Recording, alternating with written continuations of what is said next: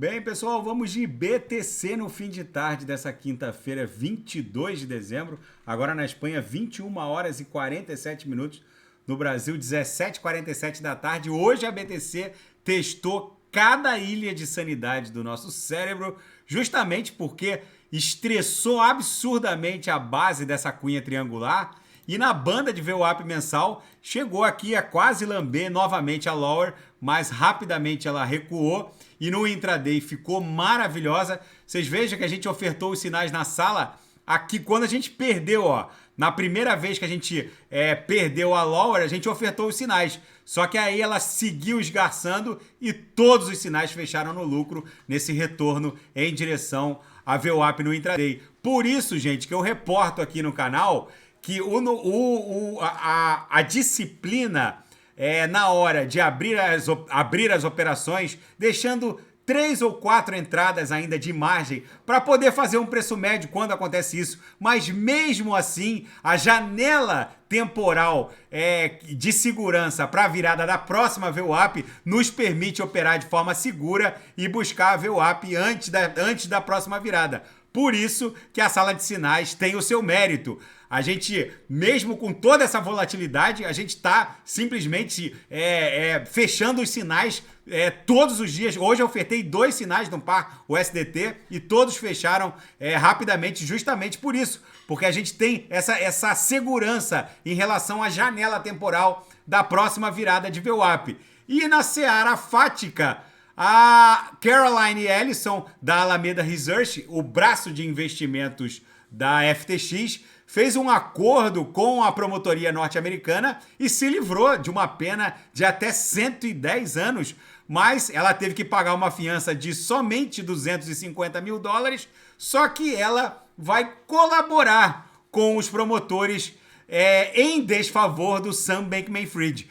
Para o Sam Bankman-Fried, a coisa ficou muitíssimo mais pesada. A Caroline Ellison fechou um acordo como delatora, vamos colocar assim. E o Sam Bankman-Fried também foi solto da prisão após pagar uma fiança de $250 milhões, ou 1,2 bilhão de reais, com B de bola. Sam Bankman-Fried, ele foi solto mediante o pagamento dessa fiança, que com certeza foi paga com dinheiro dos usuários da FTX. E, gente, uma notícia séria, um malware, um Trojan que infecta os sistemas operacionais Android para celulares, está focando em 94 carteiras e 110 corretoras de criptomoedas.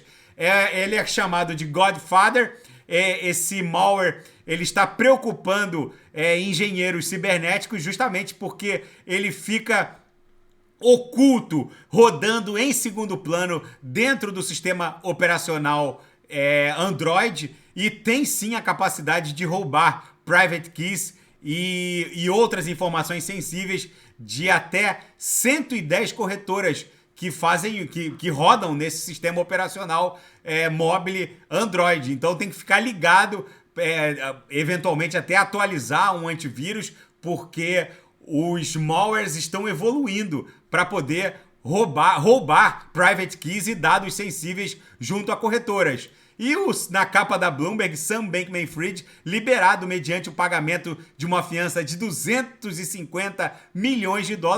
A sua ex-sócia Caroline Ellison ficou com uma fiança bem menor, 1000 vezes menor, de apenas $250 mil, justamente porque ela vai colaborar com os promotores e ela assinou esse acordo como delatora, né? Ela vai ajudar os promotores a buscar uma condenação pesada em desfavor de Sam Bankman-Fried. E o chefe da SEC, da CVM norte-americana, o presidente da SEC, Gary Gensler, afirma que a repressão a CeFIs criptográficas estaria só começando. O nível de balbúrdia, com raras e honrosas exceções, o nível de balbúrdia e confusão nos balanços patrimoniais dessas CeFIs é uma coisa absolutamente bizarra. Segundo ele, a comprovação de reservas, né, as provas de reservas não são suficientes.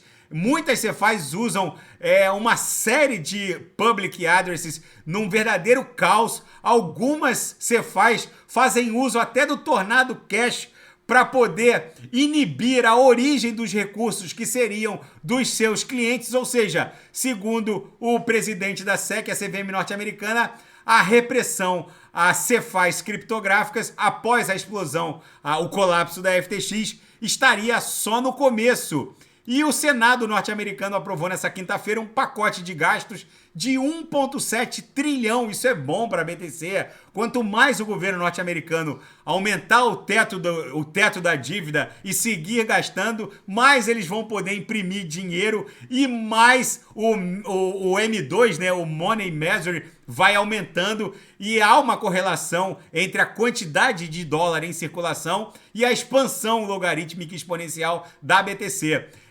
Depois eu vou mostrar esse gráfico, é muito interessante, e quanto mais o teto da dívida avança, muito provavelmente a cotação da BTC também vai aumentar. Gente, depois desse acordo bizarro da Caroline Ellison, em que ela teve que pagar 250 mil dólares de fiança para ser solta, enquanto o Sam Bankman-Fried teve que pagar 1000 vezes mais, 250 milhões de dólares. Com certeza as duas fianças foram pagas com o dinheiro dos usuários da FTX. Agora isso aqui vai virar um grande imbróglio judicial. Não fica nem fora do radar a possibilidade dos próprios Sam Bankman-Fried fechar um acordo com a promotoria. Agora, uma fiança nesse patamar prova que eles têm muitos recursos ainda. A Caroline Ellison, na verdade, vai ajudar a promotoria em desfavor do Sam Bankman-Fried, mas se o Sam Bankman-Fried tem tanto dinheiro assim para pagar uma fiança de 250 milhões de dólares, fica até no radar a possibilidade de um acordo com os órgãos de persecução criminais norte-americanos. Gente, a BTC segue acumulando, foi uma movimentação muito interessante hoje, deu bons trades, todos os sinais da sala fecharam rapidamente. Tá bom, pessoal? Se nada fugir do script, eu volto amanhã para analisar a própria BTC. Fiquem com Deus e quem quiser sugerir alguma análise é só colocar nas mensagens abaixo. Grande abraço, fiquem com Deus, até amanhã.